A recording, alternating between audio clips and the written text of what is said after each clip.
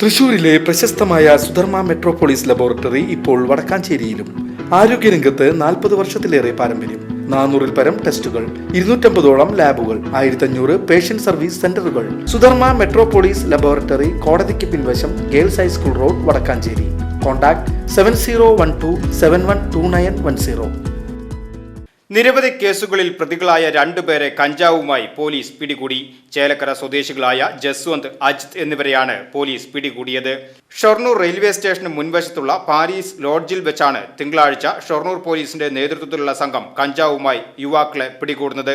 ചേലക്കര വെങ്ങാനല്ലൂർ കൽത്തൊട്ടി പറളശ്ശേരി വീട്ടിൽ 24 വയസ്സുള്ള ജസ്വന്ത്, ചേലക്കര അന്തിമഹാകാളൻകാവ് കോളപ്പുറത്ത് വീട്ടിൽ 24 വയസ്സുള്ള അജിത് എന്നിവരെയാണ് 6 ഗ്രാം കഞ്ചാവുമായി പോലീസ് പിടികൂടിയത്. പിടിയിലായ ജസ്വന്തിന് 21 കേസും 3 തവണ കാപ്പ നടപടികളിൽ ഉൾപ്പെട്ട ആളുമാണ്. 2025 ഫെബ്രുവരി 13 മുതൽ കാപ്പ നിയമപ്രകാരമുള്ള നടപടിക്ക് വിധേയനാണ്. മറ്റൊരു പ്രതിയായ അജിത്തിന് 5 കേസുകളുമുണ്ട്.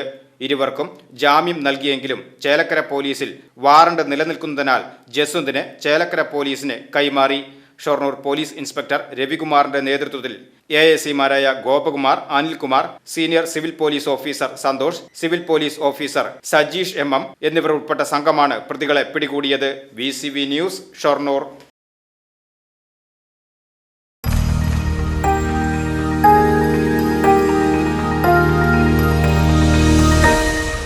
You are watching VCV News.